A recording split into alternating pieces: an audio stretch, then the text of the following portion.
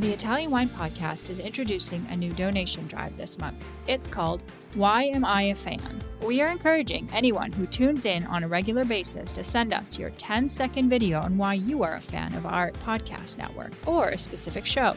We will then share your thoughts with the world with the goal of garnering support for our donation drive.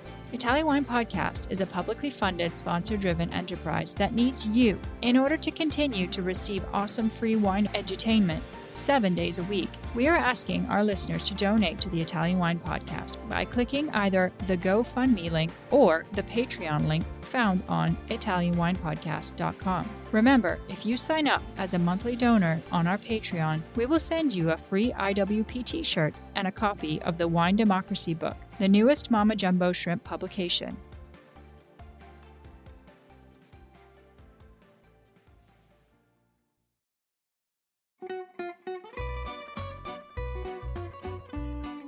Welcome to Wine, Food and Travel with me, Marc Millon, on Italian Wine Podcast. Listen in as we journey to some of Italy's most beautiful places in the company of those who know them best, the families who grow grapes and make fabulous wines. Through their stories, we will learn not just about their wines, but also about their ways of life, the local and regional foods and specialities that pair naturally with their wines, and the most beautiful places to visit. We have a wonderful journey of discovery ahead of us, and I hope you will join me.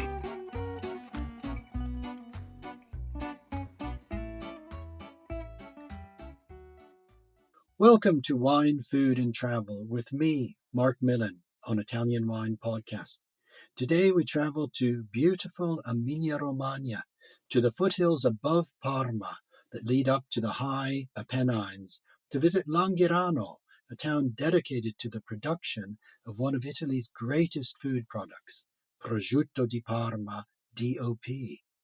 My guest today is Luca Galloni, whose family firm, Prosciutto Galloni, produces an exceptional, high-quality example that's available both in Italy as well as abroad.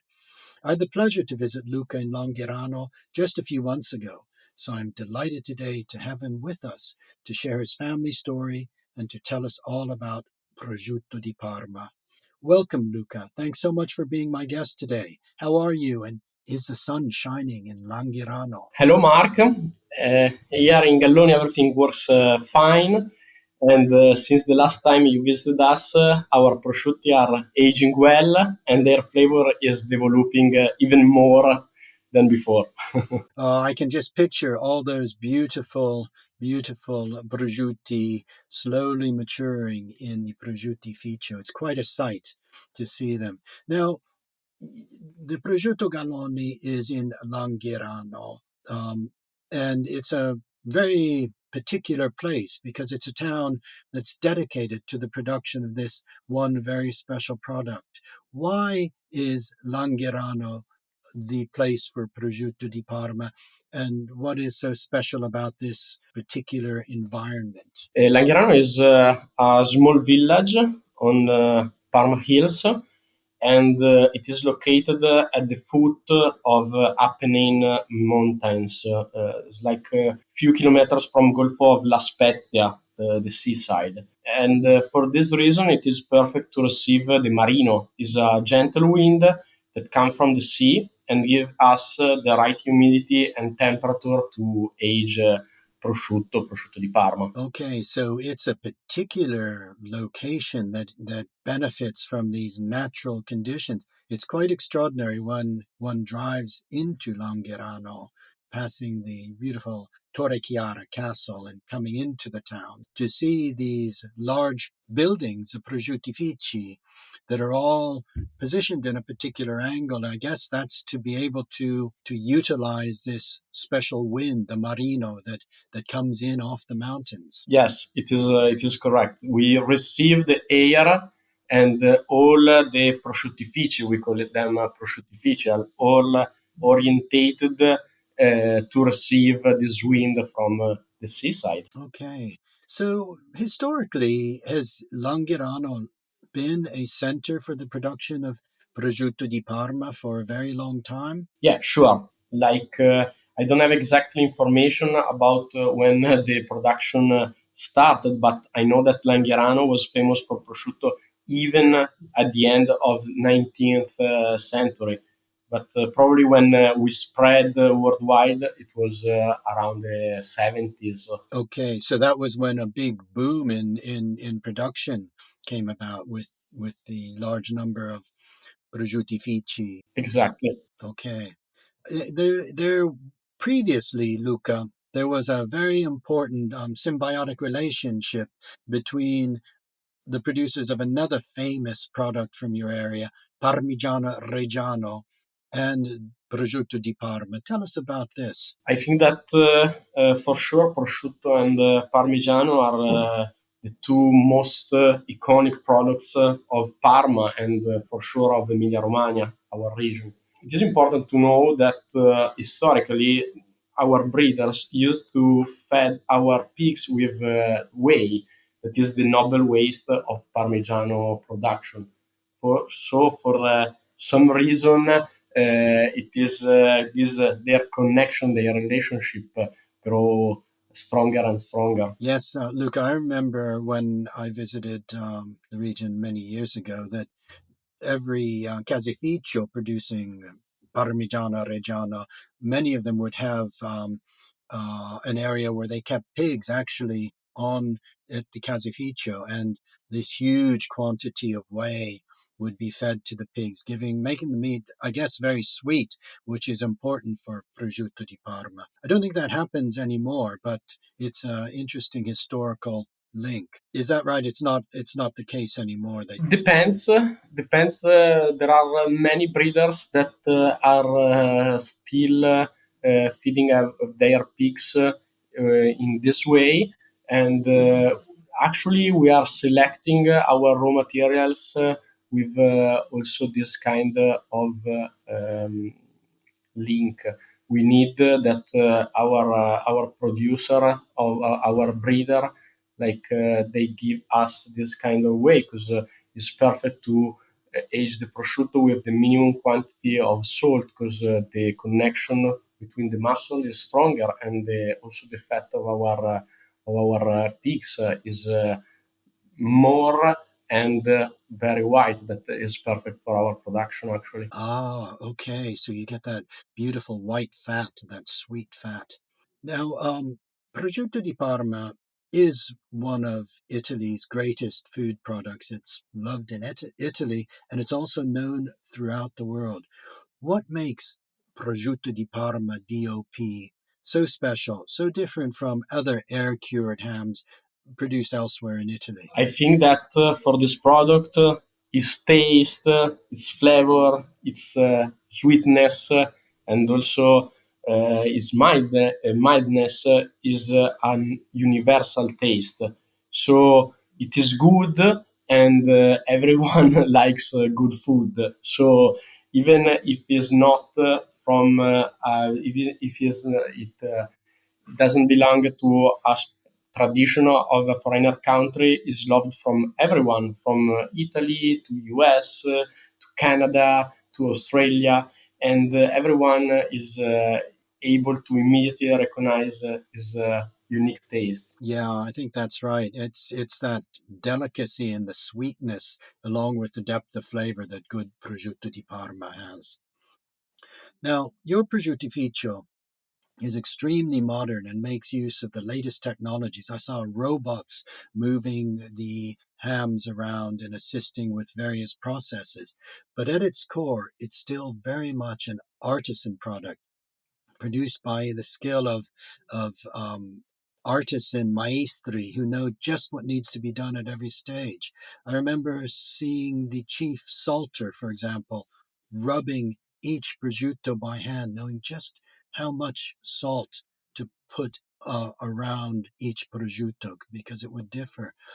Can you explain something of the process to make a prosciutto di Parma, transforming the hind legs of pork into this fabulous product? I think that you are totally right.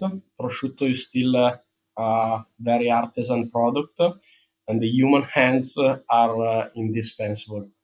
And you remember well when you spoke about our salter, our master salter, because we still are salting by hand every single Galloni prosciutto. We have salters, Gino, Piero, Roberto, that are still salting by hand, and they have more than 25 years of experience. They can adjust the percentage of salt by a 0.01% of salt with just their sensitivity. They are helped, of course, by technology. We now use robots, we use high-tech computers, but all of them are working to serve our prosciutto masters. And for this reason, I think that the technology is part of our history. We can say that tradition, it is the result of a true innovative product. Okay, so that's very interesting to see how out of an artisan level, you've also been able to use technology now to create, to improve the product, but also to make it on a larger scale. Tell us a little bit about your family history then and how the business evolved with the different generations. Well, our story it is very long. We are a family-run company, and now me and my two brothers, we are the third generation leading the company. Of course, under the eye of Mirella and Carlo, that they are my aunt and my father. Our family, Galloni family, started in 1960, founded by Primo Galloni, my grandfather, and his 8 brothers. They were 5 men and 4 women. But Primo Galloni started working in a prosciutto company, the Bianchi e Ugolotti. It doesn't exist anymore. Even earlier than 1960, because he started in 1935. So he was able to pass us his great knowledge, but most of all, I think that he was able to pass us his passion for making this extraordinary product.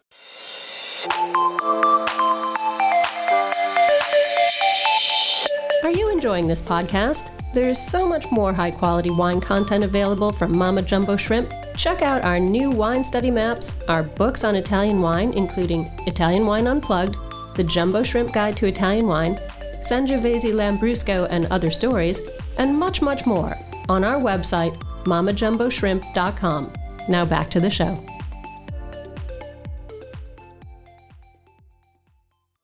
Okay, and so then it's moved on the generations with each generation adding, improving. I think your factory burned down, didn't it? You had a problem and then have built the new modern factory.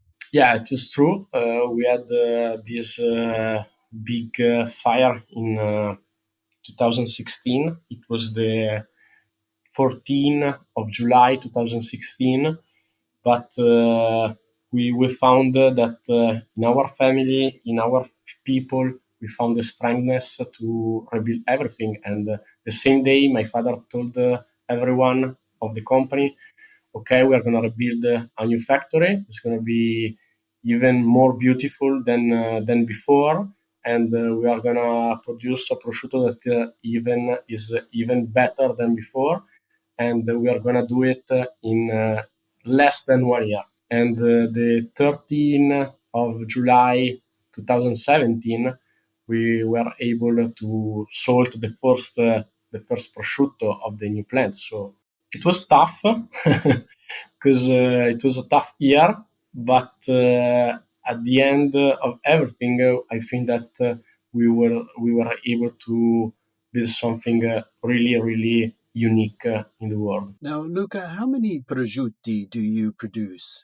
Is Galloni a large company, a medium company? We can say that we are a medium company. Speaking about producer, among the producer of prosciutto, we are a medium company. We have 3 plants, so we produce a good amount of prosciutti per year. But inside the the salumi world, we can say that we are still a small company. and all of our companies or all of our plant, they works like in a unique way, in their own way. So they produce from the beginning to the end their own prosciutto. So we can even say that they are a little bit in competition between the one that produce prosciutto, the one that produce the better prosciutto. Okay, okay. So producing, making a prosciutto, you've explained, is actually very, very precise, but also simple. You're taking the hind leg of a pig and you're salting it, but just that right level, just that minimum amount of salt in order to cure the meat and allow it to be conserved, but also to maintain its sweetness, to not be too salty. That's the art of it. Is that right? Totally correct. It is easy to make prosciutto. I mean, it's not so easy. It's very difficult to make prosciutto, but it is very simple because it has just two ingredients that are pork meat and salt. We don't use any preservatives. We don't use any coloratinates. We just use these two ingredients. But at the same time, I would say that also the experience of our people and also the environment where we age the prosciutti are really important in order to reach the best quality of prosciutto. Okay. And what is the minimum age for prosciutto di Parma? Allora, well, the minimum to deserve the double crown of Parma is are 12 months. At 12 months, the consortium arrives and check every single prosciutto. They try to understand if they are good or not and if they deserve the crowns. If they deserve the crowns, they put this brand fire with the Parma crown that is the symbol of prosciutto di Parma. But for example, in Galloni, our minimum it is at least 16 months. That for us is the minimum to guarantee our unique taste. We don't think that is our prosciutto is ready before. Okay, I enjoyed tasting with you a range of different prosciutti of different ages. What happens to prosciutto, to its flavor, as it ages?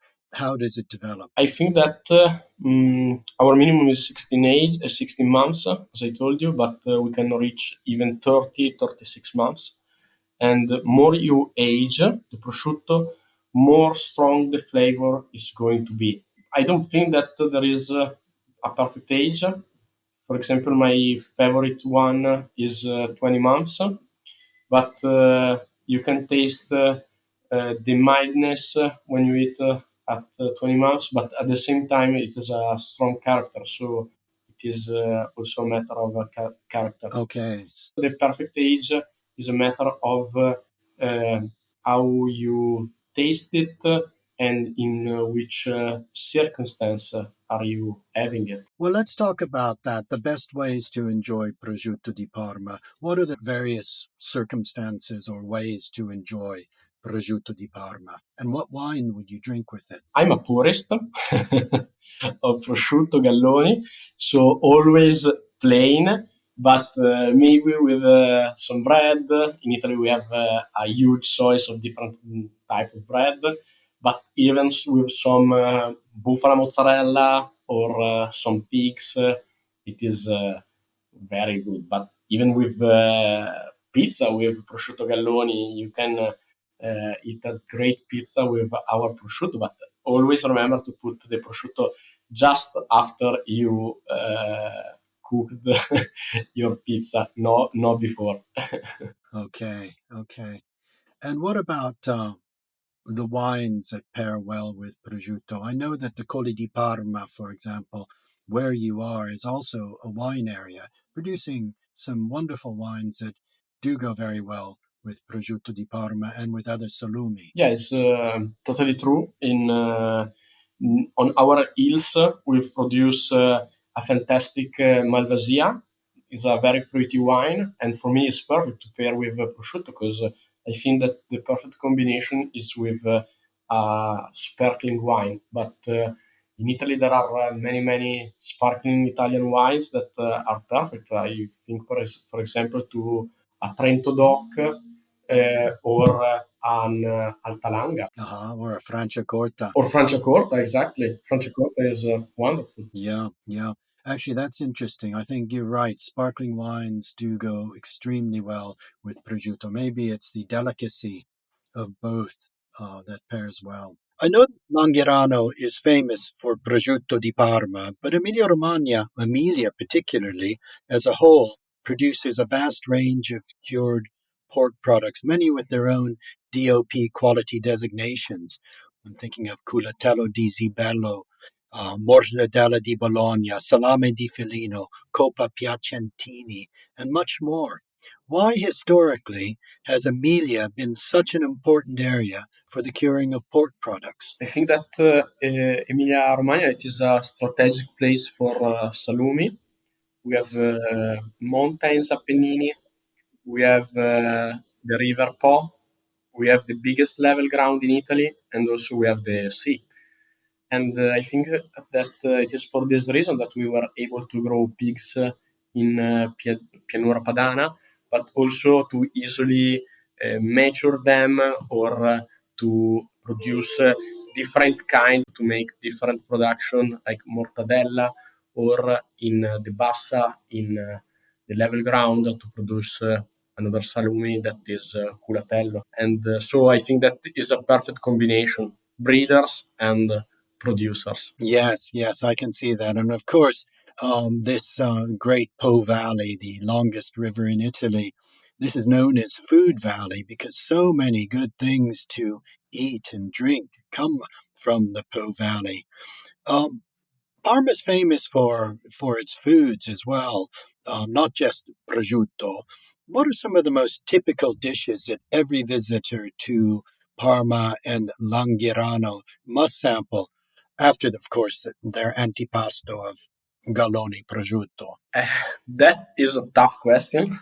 Yeah, lots of good things. Yes, I would certainly say torta fritta, but that is which of course is perfect with prosciutto. Yeah, of course. So the torta fritta, this is the dough or square of pasta that's then deep fried.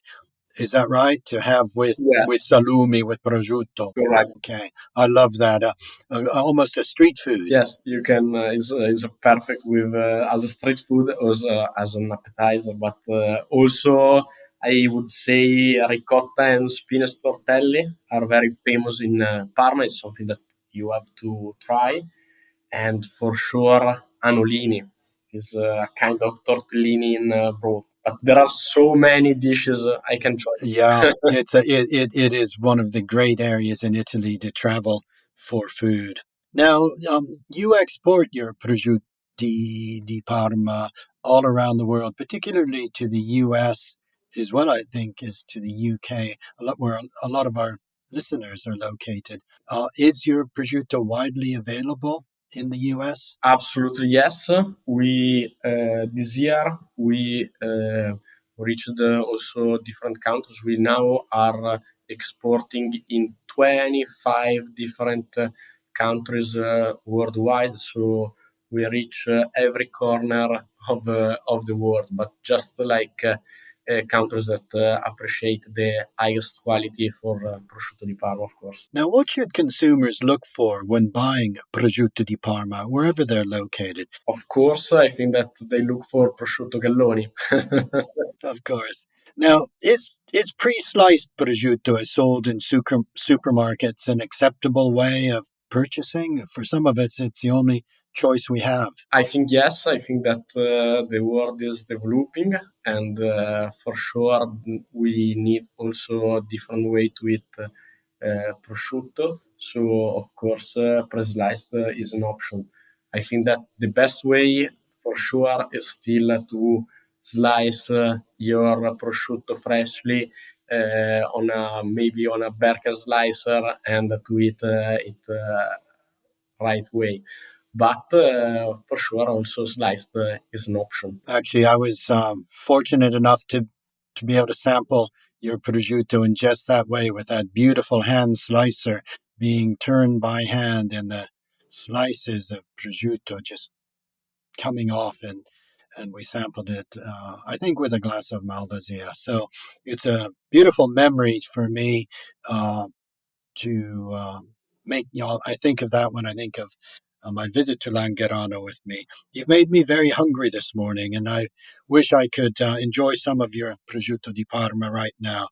But I'd like to thank you for being my guest today, Luca, and I hope we can get together again sometime soon over that glass of wine, that plate of prosciutto. I hope that you're going to visit the Galloni plant again in Italy, and of course we are waiting for you in Parma, so it would be a pleasure for us to see you again. Thank you, Luca. I hope to see you soon. Grazie e a presto. Grazie a tutti, è stato un piacere. Ciao.